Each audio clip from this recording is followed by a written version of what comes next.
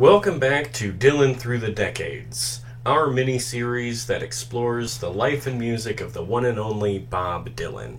In our last episode, we discussed Dylan's arrival to the folk scene, his swift rise to success, and how he reacted to being labeled the voice of a generation during the tumultuous 1960s.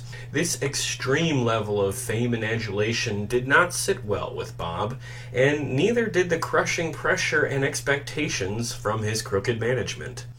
But in 1966, a motorcycle accident derailed Bob's career, which gave him an opportunity to take an extended break from his relentless touring schedule.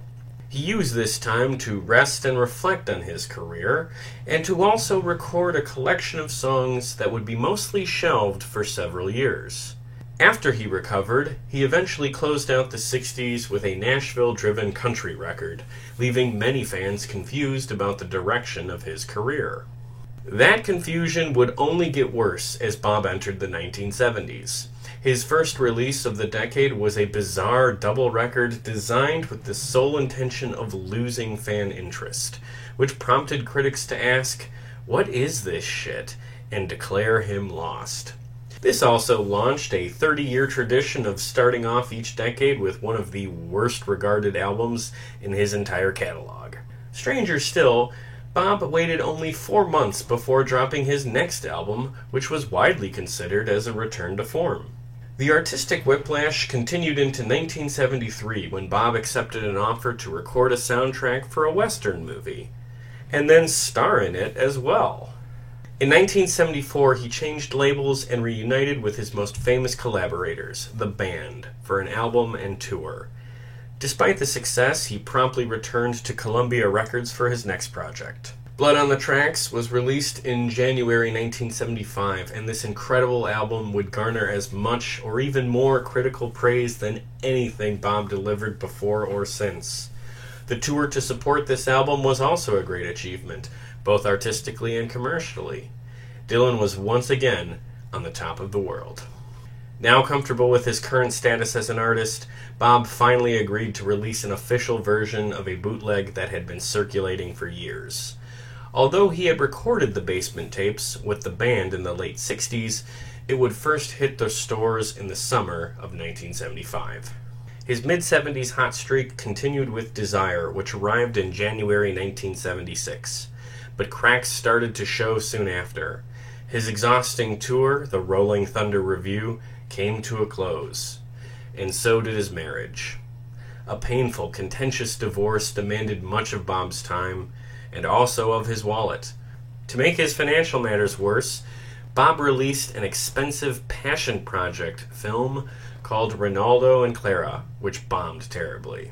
As his finances were in dire straits, Bob rushed through a lackluster album in 1978 and kicked off a new round of touring in an attempt to balance his books. Exhausted, bitter, and even bored with his own songs, it seemed that Bob might close out the decade on a sour note.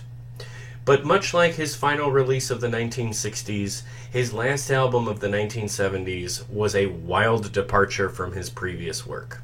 While he closed out the 60s with a venture into country music, the summer of 1979 saw Bob take a wild turn to gospel hymns, inspired by his newfound faith in born-again Christianity. This turn to religion was no flippant experiment or cynical cash grab. Bob had fully bought into some serious fire and brimstone end-times Christianity, which inspired a challenging, yet still beautiful album called Slow Train Coming. But his new religion did not just influence his lyrics. The 1979 tour to support the record found Bob abandoning much of his previous work and going so far as to preach gospel from the stage. And if you can believe it, he was just getting started. As chaotic as the 1960s could be, they were ultimately just a warm-up for Bob's wild, unpredictable journey through the 1970s. So it's time to sit back and pour yourself a glass of Heaven's Door whiskey, as over the next hour and change, my friend Chris and I will chronicle his music and stories from that era. This is Dylan Through the Decades Part 2, Bob Dylan in the 1970s. We last left off basically when he had that motorcycle accident. That gave him an extended break from touring, which he desperately wanted, because, one thing we definitely talked about in the 60s, and I think it's something that follows him through his whole life, is this crushing, inescapable fame. People are showing up at his house, crawling over his fence, knocking on the door, just trying to talk to him about, like, anything that comes to mind. You have that as your day-to-day. And then you have all these people calling you the voice of a generation, expecting you to save the world, which he actively did not want at all. And one quote I pulled from his book Chronicles was when he's describing this point of his life, the end of the 60s, he said, "Whatever the counterculture was, I'd seen enough of it." And that sort of makes sense when his last record of the 60s is Nashville Skyline, which is like a country record, which wasn't something he had done before. And then he totally changed his voice, so he doesn't even sound like him, at least for a while. And I think that was, the voice change was at least partially an attempt to sort of lose fan interest, which was something he doubled down on for Self-Portrait. Self-Portrait is a double album, like Blonde on Blonde, which he did just a couple years before. But I found, unlike Blonde on Blonde, that Self-Portrait drags. To me, that's my biggest problem with it. Isn't the individual songs. It just feels that record goes on forever. Wigwam was the only single, missed the top 40, but you like that one, right? I like Wigwam. I think with the rest of his albums, up to this point, there's sort of a narrative strand that kind of goes through all those albums, and they make sense, like, coherently as an album. Yes, I would say that's accurate, and that is absolutely not the case here. Well, unless the narrative strain and what he calls it Self-Portrait is, I'm losing my mind.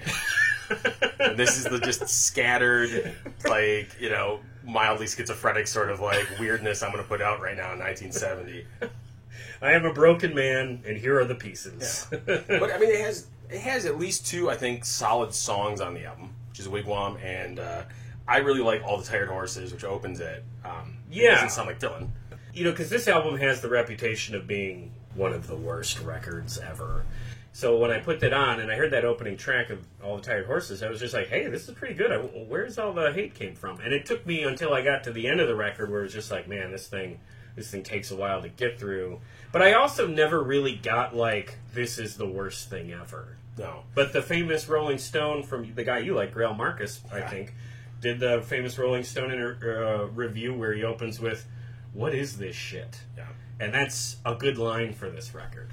It is. I think if it was put out as nowadays, as like B-sides and rarities or something like that, or oddities or something like that, and just understood as that, I think it'd be fine. So he said that for years and years after this, that this was intentional sabotage. That he was really trying to get fans to lose interest in him so he could regain some semblance of a normal life. Do you feel that was the mission from day one, or do you think he was like in such a crazy headspace that he made a bizarre album and then in years later he thought, oh, this will be my excuse for why it's so odd compared to the rest of my catalog? I think it can be both. Yeah. I think that it can be, and I think that's what it probably was, and I think as he's gone along, he's distanced himself from it. I think what it was is, I like this music. I like what I'm putting out. Mm-hmm. And also, I'm intentionally trying to put out music that I like, that I know that the people who are faithful to my music will not like. Oh, okay. Yeah. I think it's both. Yeah, I think that's the right way to look at it. You said there's a couple of redeemable tracks. You like Wigwam and All the Tired Horses, which opens it. Are there any other tracks on here that you'd go to bat for? Because there's some interesting standouts, not necessarily good ones. He covers Gordon Lightfoot and Paul Simon. I don't think either of his versions are as good as theirs, because Early Morning Rain and The Boxer are pretty iconic songs from both of those guys. Well, The Boxer, interestingly enough, my understanding is some people think that was written about Dylan by Simon and Garfunkel. Oh, shoot. Okay. Wow. That he was the boxer. This is even weirder. Yeah. Which would make sense also if he believed that. Yeah. For it to be on an album called Self-Portrait. I mean, that's the bizarre thing about it, yeah. Oh, wow. Yeah, I like that. When you actually think through it. But no, I mean, I wouldn't go to bat for that song. Yeah. I mean, I love Mighty Quinn. Mighty Quinn is on there, yeah. The version on the album, though, is not the iconic would not version. be my favorite version of Mighty Quinn. What do you think of the cover of Blue Moon? I'm just going to say, I love Blue Moon. But the cover of Blue Moon, it's kind of like the music he started making in the 2000s, like his cover albums that he was doing with sort of old standards, Right. you know? But not as good. Technically not as good. Yeah. The most troubling thing is how inconsistent technically the album is. I think Wigwam, All the Tired Horses, sound good. And he's back to a normal voice. He's Yep. ditched the country voice.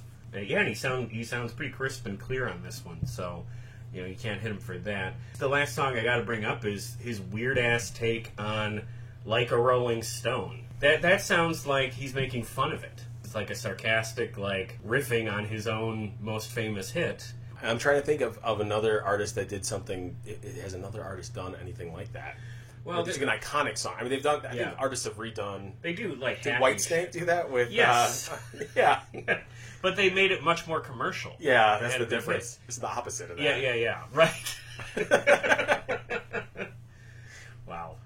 I didn't think we'd be talking about Whitesnake today, but yeah, there we go. Well, in a lot of ways, they were kind of the the progeny of Dylan. All right. So the reviews for Self-Portrait are summed up with "What is this shit?"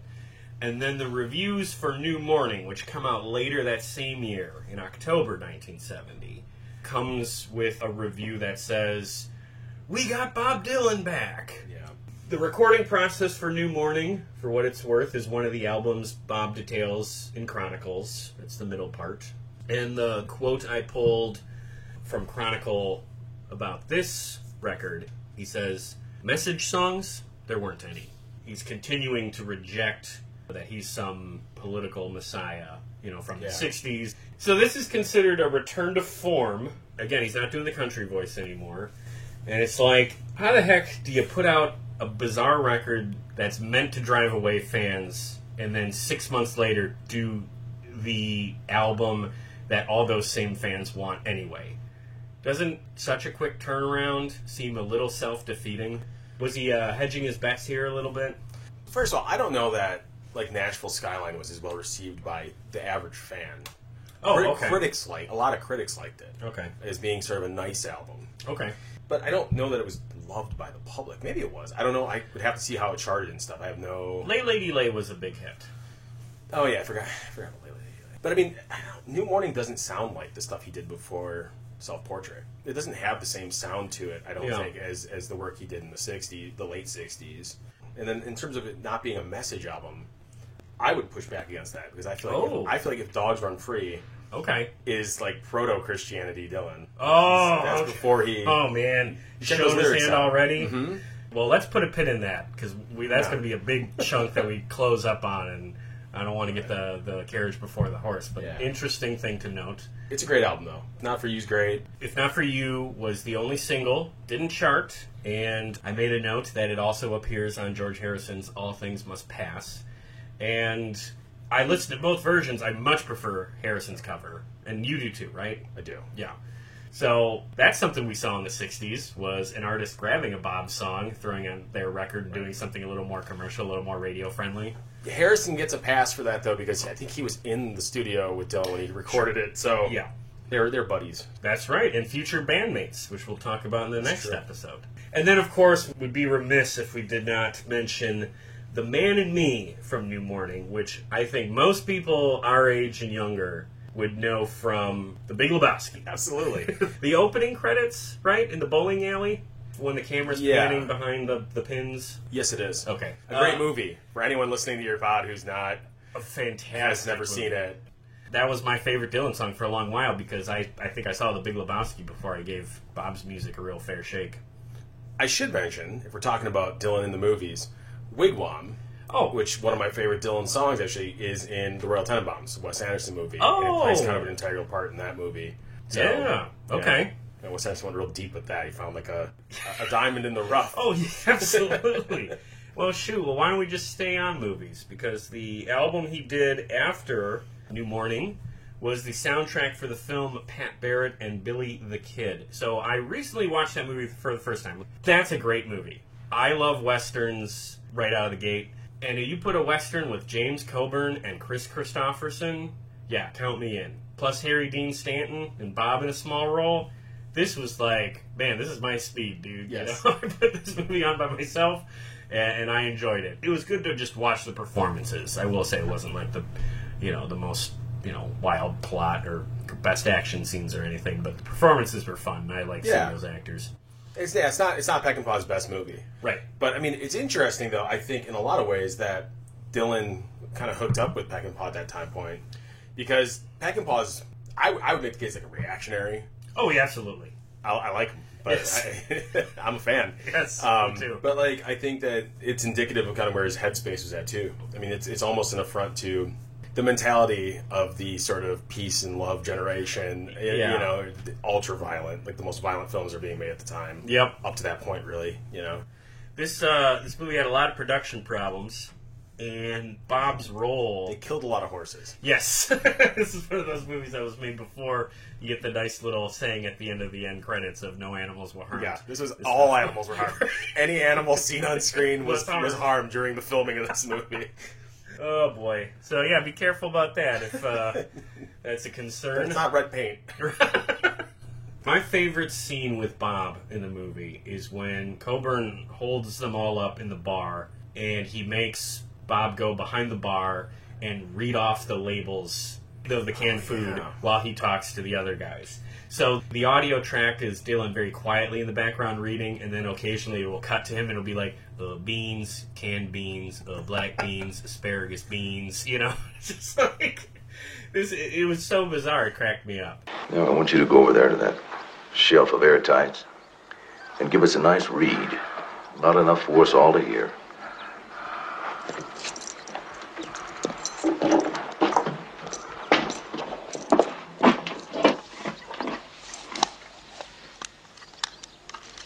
Let's hear it. Beans. Beans. Spinach. Eastern. Plums. Beans. Beef stew. Salmon.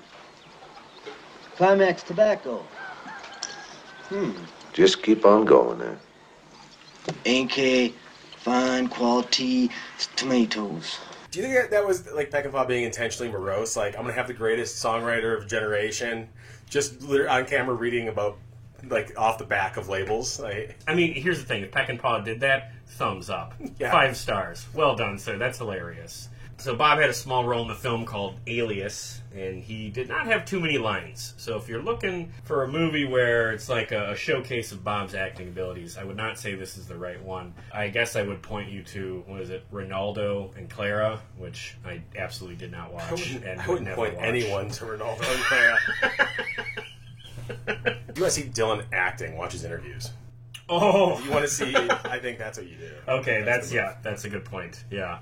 So the best thing to come from that movie is the unintentional hit single. They didn't think this was going to be a hit, but Knocking on Heaven's Door, which is used beautifully in the movie. And I'll say up front, that is my favorite Dylan song, period. Yeah. It's a great song. But he's good when he's telling a story. Yeah. And you really get the feeling, and especially for a Western film, it makes so much sense. It's a beautiful song. Do you like the instrumental pieces or the other songs on the record? I own the album. I really like it. Yeah, we listen to that sometimes during dinner. Oh, okay. It's a nice... Because it's not a lot of lyrics. You don't have to think about it. You just have it blow, and then, I like that album. That was released in July 1973. A couple of months later, he left Columbia and signed with Asylum Records, which was run by David Geffen. And that was sort of a big coup for Geffen. Okay. Geffen was famously a pretty artist-friendly executive in the 70s, and I think he was friends with Bob and really pushed hard to get him. So when he went over to Geffen, Geffen wanted to do a reunion with the band. And we tabled our band discussion from the 60s to this one, so we're going to dive into Bob Dylan and the band for a little while here. But just before they released anything, his old record label, Columbia, put out a record just called Dylan in 73. You talk about outtakes and B-sides, this was leftover scrap from Self-Portrait and New Morning. I didn't listen to this record and bother to listen to it at all. I'm not big into outtake collections. And they called it sort of a revenge album. It's just like, oh, you're leaving us? Well, we own some of these. We're going to still make some money off of you. Did you listen to that record? Have you ever heard it? I've listened to it in the past, not for this. So I would have to be reminded. Yeah, forgettable. Shouldn't even count as a proper release. It really isn't because he had no input in it. Yeah. I mean, it's not. There was no artistic input at all on his part. Isn't it crazy, like, how often studios just do that shit? Yeah. But I wouldn't call it even a proper Dylan album. All right, so let's move on and talk about Bob Dylan and the band, okay? The first album they put out is Planet Waves, January 1974. Standout track from that most people would know is Forever Young. Yep. And that year, 1974, they go out on tour and eventually release a live album called Before the Flood. All of that coming on Geffen's Asylum label. After all that, Bob would return to Columbia. This was, I think, sort of him flexing his muscles to get a better deal from Columbia in the first place. I think he always wanted to be with Columbia. But anyway, we don't want to get too deep in the industry talk. What do you think of Planet Waves? It's a good album. I think, and Wedding Song is, I think, the standout from that. I love Wedding Song. Yeah. How come there Forever are... Young also. There's two versions of Forever Young on there, right? Yeah, there's a slow and a fast. Okay. What's your preference? Probably the slow. Yeah. Is that the one that gets on the radio? I don't think either really gets on the radio. Right. The one that gets on the radio is the Rod Stewart. Right. Which is really the better. Of course. Yeah. It's interesting, when Dylan sings it, it's I think a poignant song about being a father. Yes. When Rod Stewart sings it somehow, it's like I see white tigers in my head or something. Like, I see like this, like just the most just trite, like I see he's singing to all his 19-year-old groupies. Yeah. Just never get older. Always stay this age. oh god. I said 19, but anyway. So they put out a live album called Before the Flood, and he, like I said, goes back to Columbia, and upon returning in January 1975, releases what may be his best record, Blood on the Tracks. From what I've read, he was actually somewhat disappointed with the Planet Waves album and the tour. You know, it was a fairly commercial move to tour with the band. Felt maybe he's leaning on his past too hard, because this is a theme that comes up. Right. As he starts to be very insecure about leaning on his past glories. And going back to Columbia, I found this quote from David Geffen that speaks to what I'm just talking about, where he says, in response to Bob leaving Asylum and going back to Columbia, Geffen says, Bob Dylan has made a decision to bet on his past. So just really needling at Bob's probably biggest insecurity career-wise. So he responds by putting out Blood on the Tracks, which is, by pretty much all accounts, a masterpiece, and I think a lot of people would say his best record. Do you agree? I don't think so. Oh, interesting. I don't think so. Okay. It's primarily about his divorce, his impending divorce from his wife, Sarah. A couple of the standout tracks from that record, for me at least, are Tangled Up in Blue, which is probably a close second for my favorite Dylan songs. Idiot Wind, one of his most iconic hits. And then one I liked was called Lily, Rosemary, and the Jack of Hearts. For me, everything you mentioned, also a huge fan of If You See Her, Say Hello. Oh, okay. I mean, You're Gonna Make Me Lonesome When You're Gone. Great song. Yeah. Yeah. These are very emotional songs. Yeah. I think like his son said it was all about. Right. But then Dylan has said that's not. Yeah, but is Dylan the most reliable source for his own story? You know, the question becomes, is it possible that what you're hearing as a listener isn't so much an autobiographical, in a lyrical sense, autobiographical, about like the specificities of his relationship with his wife? Mm-hmm. Or is it just a certain mood drove the creation of those songs? That it's a reflection of where they're at kind of at the moment, not necessarily being lyrically autobiographical. Yeah, I would say you're onto something, because in the books I've read about him, he would perform Idiot Wind in different ways depending on how he was feeling in concerts. Yeah. And one takeaway I've definitely gotten for Bob when he's putting records together is that his approach on songs on record is... The song on record is just that version of that song that day. Yeah. Whereas it's totally different a different day. It's not some, grand statement of this is the definitive version. So, he puts out this record. It is a big hit, much needed hit. I think it sort of blows out a lot of the insecurities he was having about his career being a little wobbly at the start of the decade. And again, that You know, is he going to be a guy that just leans on his past? Blood on the Tracks rejects that. He's ready to move forward with a project that he had been nagged about for a couple of years, which is one of your favorites, the Basement Tapes. Yeah. So the Basement Tapes were recorded with the band after Bob had his motorcycle accident back in the 60s. He's laid up at his home, and the band basically moves into the guest house, which is called the Big Pink, and they record all sorts of music, not just the music that would find itself on Basement Tapes, but music that would find itself on all sorts of bootleg compilations, and also the band's debut album, Music from the Big Pink. I think I mentioned on one of the pods that I ended up selling like almost all of my albums at one point. Yeah. When I was younger. That one did not. That made the cut. Okay. Like, I'm gonna keep this. There was something so weird and so raw and so different than I think anything else that has been made in the second half of the 20th century. Okay. Like, it harkens back to just bizarre music. We talked about this before we started this kind of Dylan in the Decades. The first pod we did, we were tasting his whiskey. That from the Anthology of American Folk Music. Yes. And what's interesting is any of these songs could find themselves on that. They're so weird and raw. Pretty much it's all just Dylan pulling these things out of his knowledge base of that old weird Americana music that he grew up on. Or at least, maybe not necessarily grew up on, but like in the early 60s before he got his record deal, he was famous for going through anyone he knew, their record collections. There's some stories about him breaking into friends' houses just to go through their records and borrowing records and not giving them back. And I wouldn't be surprised grew up on to an extent also. Because sure. I guarantee you live in like rural Minnesota, listening to like the AM radio. Well, there was only AM radio. The radio. And hearing, I'm sure there was weird stuff that came on like variety shows and things. And so it's a singular album in a sense. And I think Robbie Robertson was talking about the fact that when he was performing it, they didn't know what were traditionals. Oh, okay. And what were these like just Dylan compositions that he was just pulling out his butt. That sounded. That's an interesting project. I would say probably not the first thing you should listen to if you're new to Bob. If somehow you have never heard of him before, that's a pretty ambitious listen.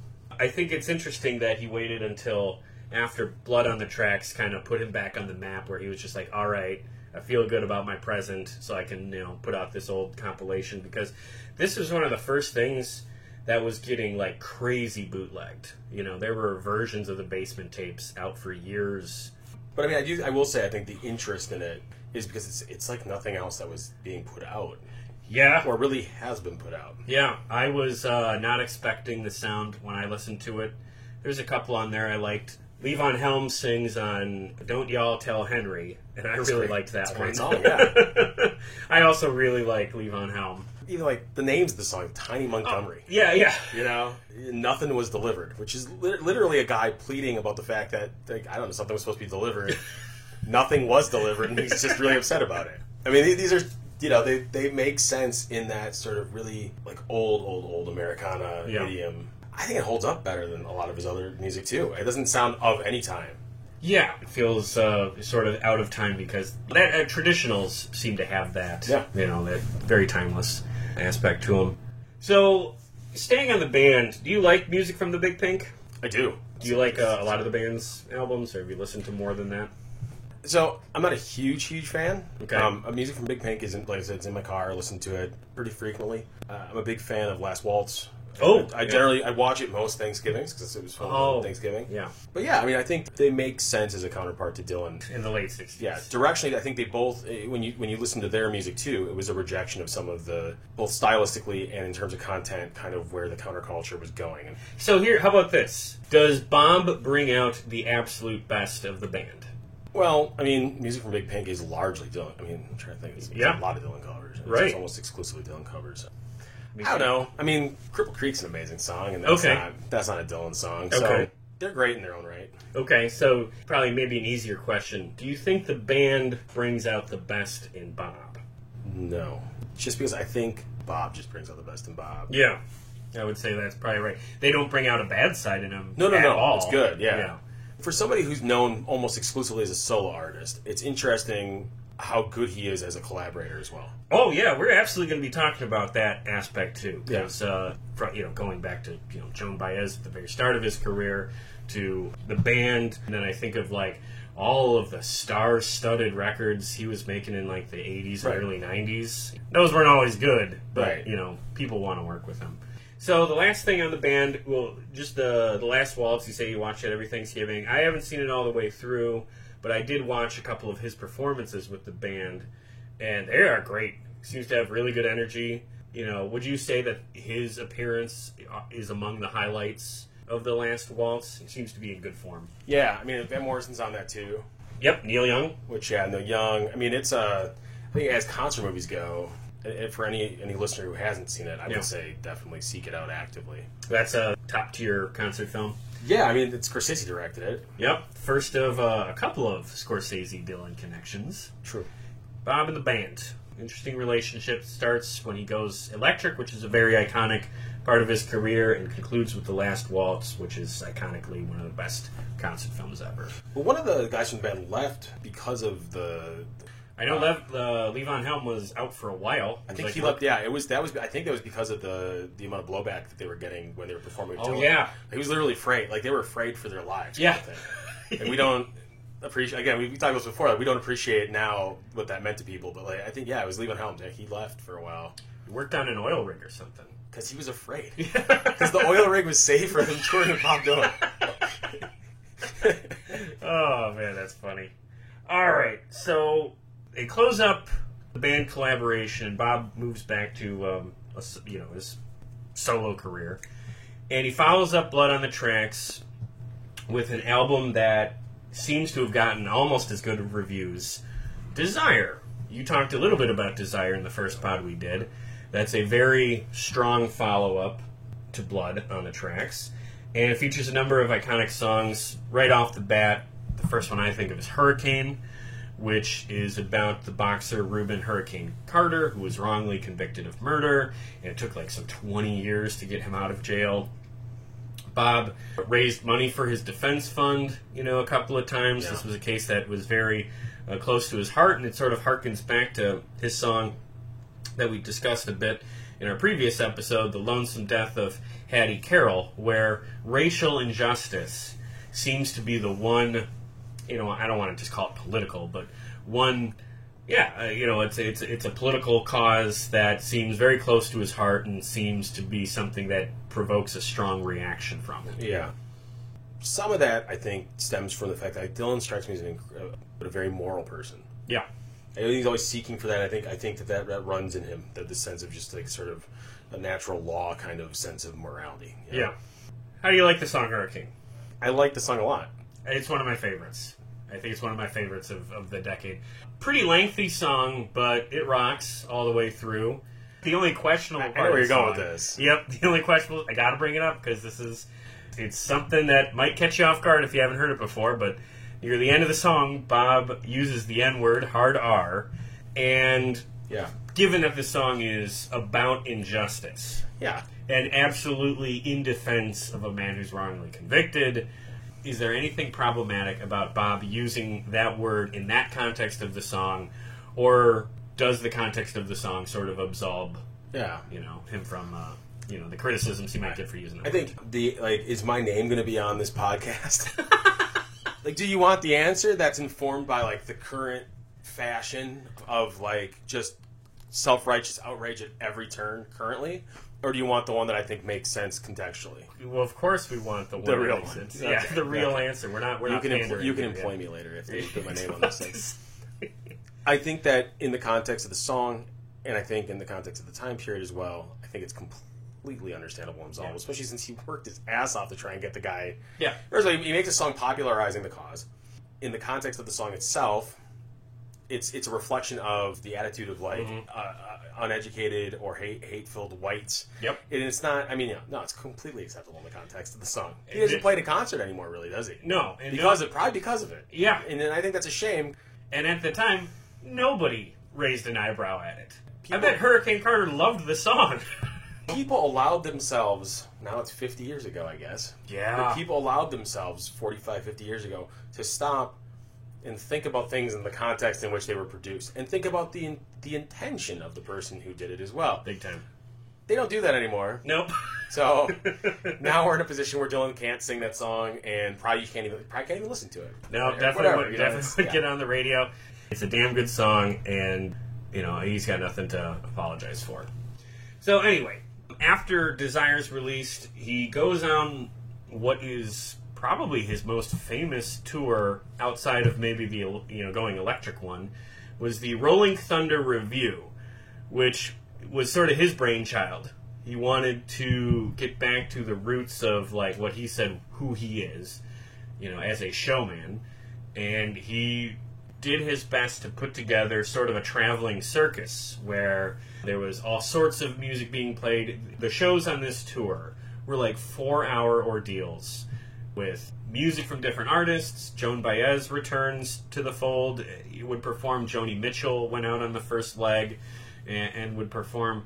I think Allen Ginsberg was just around and might come out and do spoken word stuff, I think. So it was like a variety show. And I think he did that because he needed something from the road to keep him interested. Sure. He definitely doesn't like doing the same songs every night in the same way every night.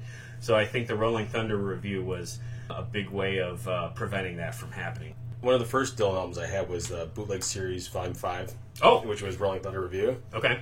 Stellar album. Oh, I bet. I talked on the last one about how much I'm not a huge fan of Mr. Tambourine Man. Okay. The version he does on Rolling Thunder Revue, the live version, is awesome. Oh, okay. I'll play a clip of that. That's Okay. great. So if you could go back in time and see Dylan on one tour, would it be this one? Yeah, probably. Yeah. Or maybe when he went electric, just Just to throw in the more booze? Well, I guess not more when you booze. Start fighting people. And there were like fights breaking out in the audience between the people who were like pro Electric Dylan and then the folkies who were pitching a fit. And you know that even if they were outnumbered, you know that the folkies weren't. They were losing. Yes. Like even if they were like in the majority, you know they were That would be being hilarious. slapped with their own hush puppies. I don't know. That seems like something. They'd be wearing. That's funny. Martin Scorsese made a bizarre movie called Rolling Thunder Revue, a Bob Dylan story 2 years ago. Did you see that? Yeah. Okay. I didn't see it. I read a little bit about it, and you told me about it for a second. Can you sort of introduce what this movie is? Because this is weird. He didn't shoot any of the footage, obviously. Right. But what's bizarre is that he went really unconventional with it. And so at the beginning of the movie, I don't know if it's Dylan or who it is, they quote Dylan Thomas talking about the fact that you can't trust a man unless they're wearing a mask, because if they're wearing a mask, and so like throughout the movie, obviously the Rolling Thunder Revue, I shouldn't say throughout the movie, throughout the tour, Dylan would wear like pancake makeup and stuff. Yep. And the idea was that the whole thing was kind of that. It was a show, and you could trust what he was saying, because but it gets more bizarre that Scorsese starts to add layers to, where he hired like an actor to play, I forget what he's supposed to be, like a producer or a writer, or he's an actor from like Europe or something. And he injects him into the film, and Dylan talks about this guy like he was there, but he's completely made up. Yeah. And he says in the documentary, and then Sharon Stone talks about the fact that she toured with him as like a groupie at the age of 17, and completely untrue. Yeah. Like, none of this is real. So it's like a pseudo-documentary. It's presented like a documentary, but it's largely fake. Is this just like an experimental movie? Like, what is the end goal of something like this? So I'm a huge fan of Werner Herzog. Yes. And his documentary films. And he does this too. He's well known. He never covers it up. He stages scenes. And his thing is there's the lowercase t truth. Yeah. Which is just, here's a bunch of things that happened. Okay. And there's an uppercase t truth that is grander than that. Oh, okay. And actually when Herzog was told about what Scorsese had done with this, Herzog was like, I'll have to see that movie now. I won't try to do his like Bavarian accent, which is amazing. But he's like, I have to see that movie now, because Scorsese's such a straightforward director. I'd be intrigued. I'm generally not a fan of his. I'd be interested to see how he did that or what he did with this. Yeah, I would think so, because this is not something that strikes me from Scorsese's wheelhouse. When I first glanced at it on Wikipedia, I was just like, oh man, he's going back to the Dylan well again. He's going to make another, I guess I'll see it. But then at second look, it was just like, oh no, this is some weird experiment. Yeah. So I'll have to see it too. I just it doesn't come off as experimental. Okay. It only becomes that way when you find out later on that it was staged and parts of it were written. Odd little piece of Scorsese's library there. All right, so let's circle back to Bob here. So, at the end of Rolling Thunder, in the books, they're talking about how he just wanted to keep on adding more and more shows, and the rest of the band is like exhausted, and they're sick of each other, they're starting to fight. One thing that's going to start to come up is that Bob is a crazy womanizer. Had all sorts of affairs, and would have affairs with his backup singers, sometimes at the same time period, so you'd have jealousy issues and fights. There was lots of drama around him, and that really was a big part of the Rolling Thunder Review, and a lot of the band, wanted to call it a day. He wanted to keep going because I think he knew what was impending, which was finally his divorce from Sarah Dillon in early '77, which was a crazy, messy divorce that got really nasty. They had this big court battle, got into the tabloids, took years to unravel. I think Jacob has said that it's been, one of the most stressful parts of his childhood, and the family's breaking down. It also put Bob in some financial trouble because Sarah got paid. Now, the other thing that was causing Bob some financial difficulty around this time was the movie we mentioned a few times before already, Ronaldo and Clara, was released in January '78. It is a 4-hour mess. It totally flopped. Critics hated it. Nobody bought tickets, and he just lost a shit ton of money. So, he was finally, in some financial trouble in '78. Did you actually see Ronaldo and Clara? I've seen clips of it. I was looking at that Ginsberg's in it. Yep. It looks to be, you're talking about experimental. Right. Not good experimental. Yeah, everything I've read about it strikes me as insufferable. Yeah, Dylan's novel. I think Dylan is largely... Yes. Tarantula is sure. Largely... He's a guy that really needs to just stay in his lane of music. I guess we don't recommend Ronaldo and Clara, even though neither of us have seen it all the way through. But all right, to recoup some of this money that he's lost, he needs to go out on tour again. He needs to sell some records. So he gets a new record in the store called Street Legal in June 1978, and immediately goes out on tour. And the tour we'll get into shortly, but the tour was a very commercial tour. It was meant to drive ticket sales and to sell records. Unfortunately, Street Legal, not quite the seller that Desire and Blood on the Tracks were. How do you like Street Legal? It's not just an outright stinker like Self-Portrait. The only song to me that stands out is Senor. Yes, Senor Tales of Yankee Power is a good song. I also like the opener, Changing of the Guards. Would you call it a decent record, or do you think it's just kind of a loss? I think we've said this before. If another artist put it out, I think it would be considered like a okay record. For Dylan, it's not a great. So he goes out on tour to promote the record. Makes a live album called Bob Dylan at Budokan in April '79. They called this tour Vegas Bob because this was definitely a greatest hits show. Yeah. But to keep himself interested, he would do different arrangements of his old songs. So he would play the old catalog that people would want to hear, but he would arrange them differently. My dad saw this show when it came through Chicago, and he said he didn't recognize any of the songs until halfway through because they were all arranged differently. And that's the thing that Bob's been doing up until this day. We definitely saw that when we saw him on tour in 2009. So, all right. We finally arrived. We gotta blow the whistle. The train is approaching the station.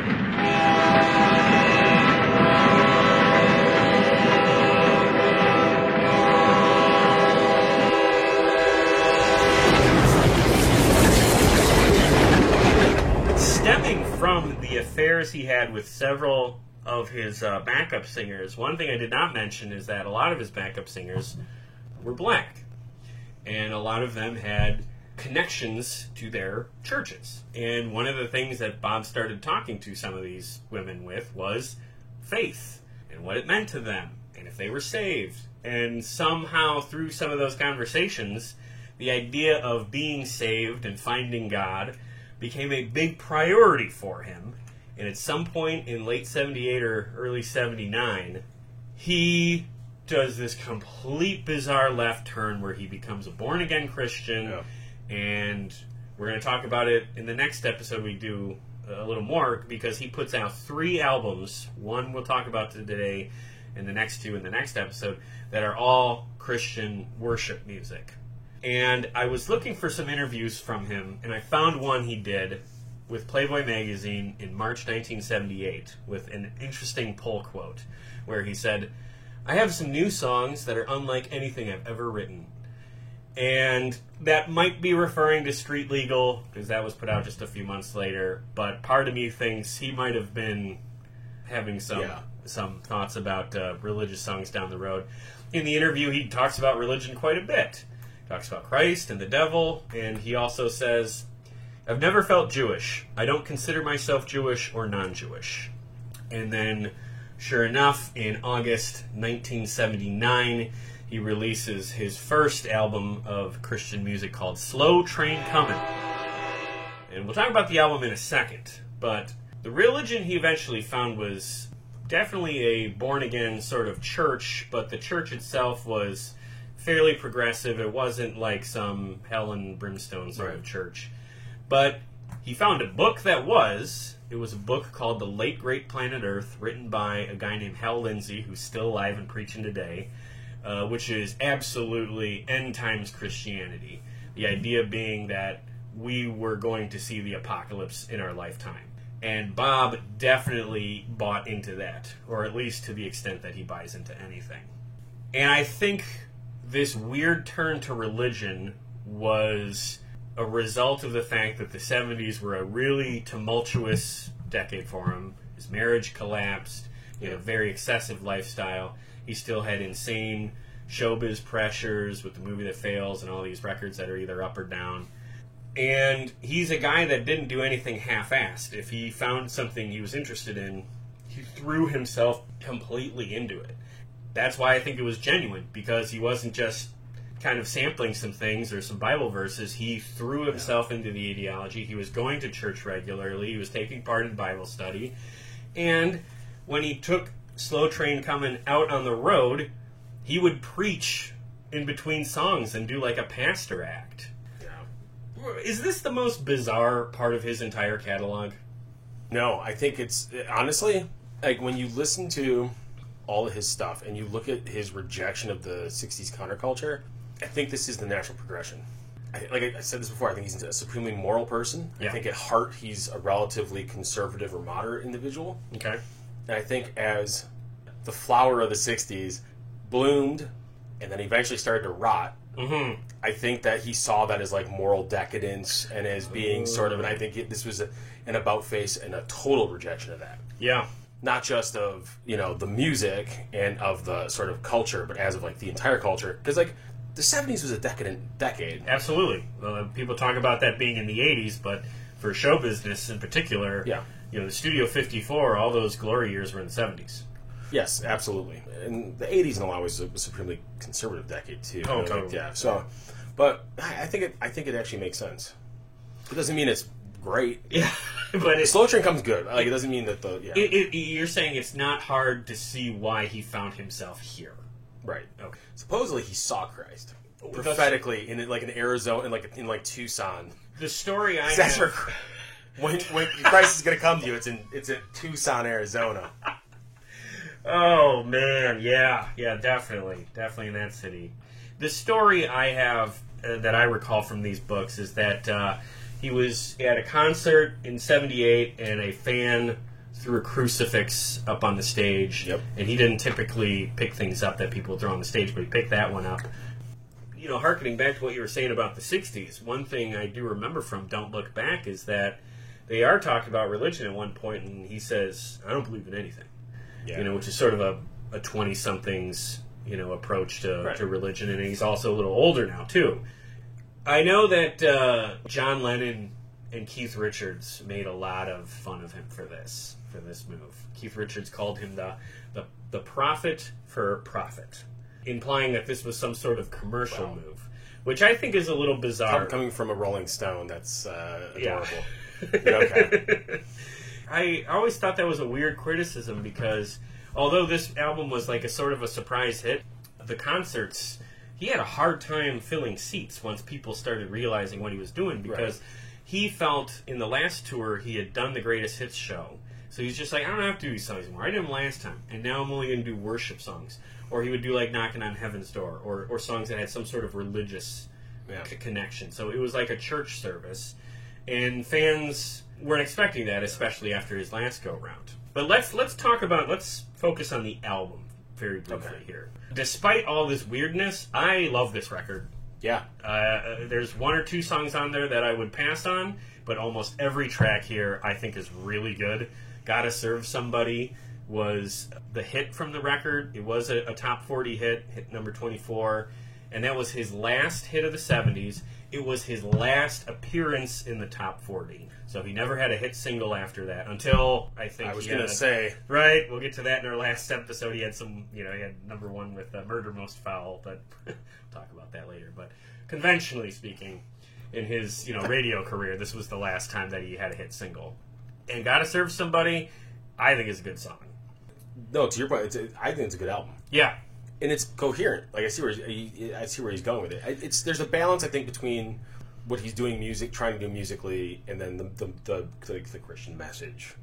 Yeah, that right. he loses, I think, in the 80s. Oh, yeah, right. The ones that the fell other out. two. Yeah. But, yeah. Yeah, the worship music and the theme of religion and God definitely connect all of the songs on the record. But melodically, one song just very comfortably segues into the next one, I think, because the production here is very good, and I have to think that's partially because the guitarist on this record is Mark Knopfler from the Dire Straits. Yeah. Dire Straits had just sort of been introduced to the world a couple of years before with their big hit Sultans of Swing. Dylan really liked that, and he was one of Mark's heroes, so he invited him to be a part of the record, so Mark Knopfler's really excited about it. And then he goes into the studio and finds out all of the songs are about God. It's praise music. Yeah. That's what we're going to make, Mark. Yeah.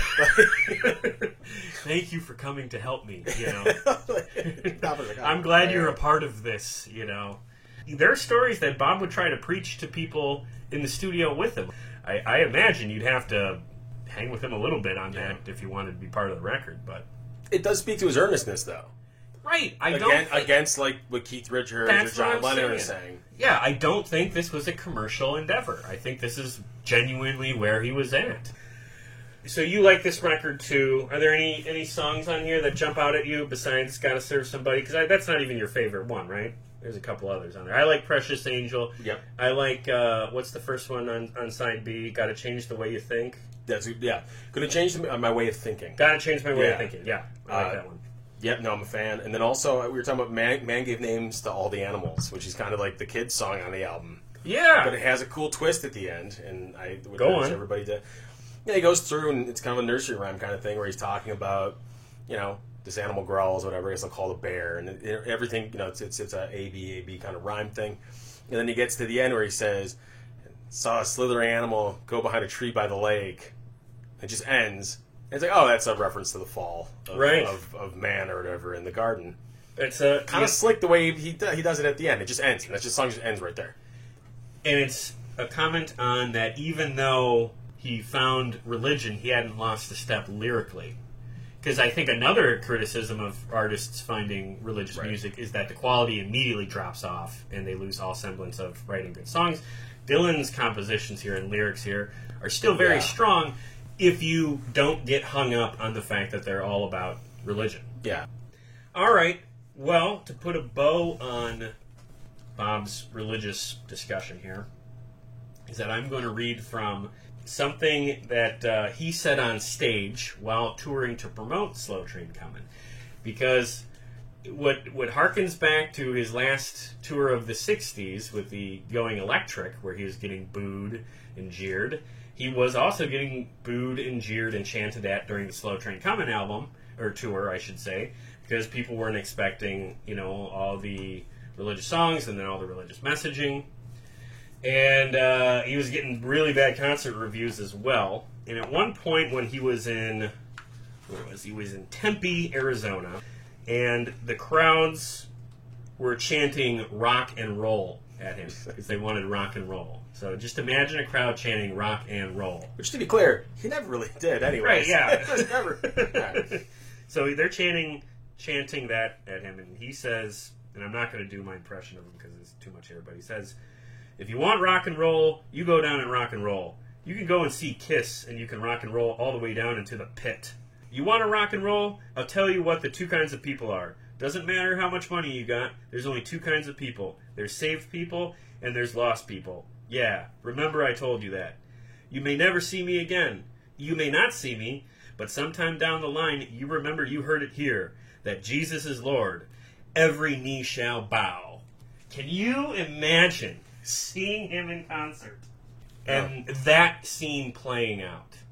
Getting it from Dylan at that time period, you know, Catholic schoolboy that I and you That's right. are, I just feel like I would immediately do a sign of the cross.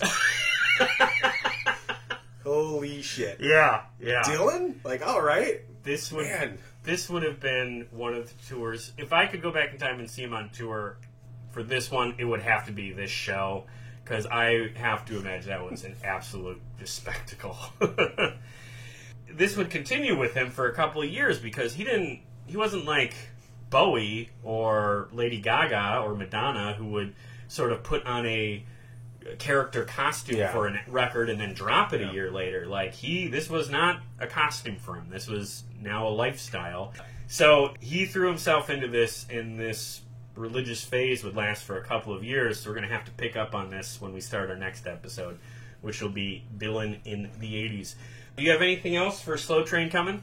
I was pleasantly surprised by how good. Like, I had listened to some of it years and years and years ago. Yeah. Did not like it. Thought it was just, you know, garbage. And listening to the entire thing all the way through, with an exception of maybe one or two songs, it's a really good Dylan album. I think so, too. It's a damn good record. It's one of my favorites. To be fair, I find it interesting that so many, like, people who are Dylan fans who are maybe have more of a conservative bent would have no problem listening to, like, Maggie's Farm, which is clearly about capitalism, or, like, these things. But then the second that it goes into this, like, for those of his fans who are maybe more of the leftist ilk, they have such an issue with the fact that he starts talking about Christ in his music. Oh, that's interesting you say that, because, you know, I'll have to find a clip of it, but I remember years ago, you know, I talked about this in one of our Dylan episodes already. I'm a fan of Christopher Hitchens. Yeah. And he made an appearance on someone's talk radio show. I think it was Laura Ingraham. And the music she played to introduce him was something from Dylan's Christian period. And Hitchens said that this era of Dylan is his favorite stuff. And, you know, Hitchens was famously an atheist. And, you know, Laura Ingraham probably played that track to try and goad him into saying something disrespectful, because she's conservative and she's playing the worship music, and she's like, I'm going to, you know, kind of needle Hitchens, and Hitchens is just like, no, this is some of his best stuff. I don't think any other host in the United States would set up this debate with Dylan's Studio Gospel CD, which is one of my favorites, okay? Because this is Bob Dylan embracing, as he embraced all different genres of music, gospel. It's funny, though, I have to say it, he never sings more beautifully than in this phase of his life. I just needed Christopher Hitchens. If I could just get him to say that, then the debate is over. We've gone on for a while here. Let's wrap it up with our favorites. If you're ready, you can go first with your top 3 favorite Bob Dylan albums of the 1970s. All right, so Desire, Blood on the Tracks, Basement Tapes. I think that would be the conventional approach, is just 3 albums right in the row, mid-70s. Is mid-70s Dylan more impressive than, like, mid-60s Dylan to you? Oh, it's more listenable, for, like, repeat listenings. I can put on... Big time.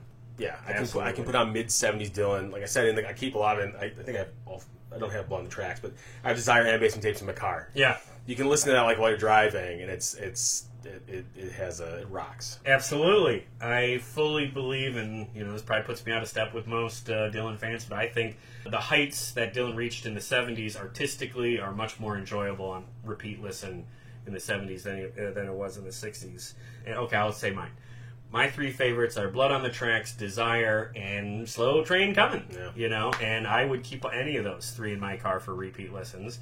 Let's get into our top 5 favorite songs. Okay. Dylan in the 70s, top 5 favorite songs. So this is more difficult, because I think if you look at album to album, his in terms of consistently good albums, he was better in the 60s. With the exception of maybe one album. Right. His first one in the 60s. Yep. They're all stellar. Just as albums, they're very good. They're very solid. Yeah. 70s is a lot more hit or miss in terms of as an album. but he put out a lot of really solid songs. So this is more difficult. But so I love Wigwam. Wow, that hits your top 5. Yeah, it does. Impressive. Okay, from Self-Portrait. All right. It's a fun. I feel like there's such a mood that he establishes in that song. Anyways, Man and Me. Yep. Forever Young, ISIS, and Wheels on Fire. Oh, Wheels on Fire from the Basement Tapes. Okay. Good collection there. Yeah, speaking of his songs individually, I like all 5 of these and several others more than pretty much my top 5 from the last episode. Sure. Individual songs, these are, I think, much stronger. Like I said earlier, Knocking on Heaven's Door is my favorite Bob Dylan song. Hurricane, I think, is an absolute masterpiece. The Man and Me, and I guess Big Lebowski influenced us both a lot, but I love The Man and Me. Tangled Up in Blue, I think, is probably his best just rock and roll song. Yeah. And frankly, I like Gotta Serve Somebody. Yes. It's a good beat. I like Mark Knopfler a lot, so I like that I recognize him really on that whole album. So those are my top 5. Real quick, let's talk about Man and Me, because it's the only one that's on both our lists. So. Yeah. Hurricane's not on yours? No. Okay, yeah, Man and Me. That's the one. I think it works really well because it's love songs are either usually really saccharine or they're really fucking sad. Yeah.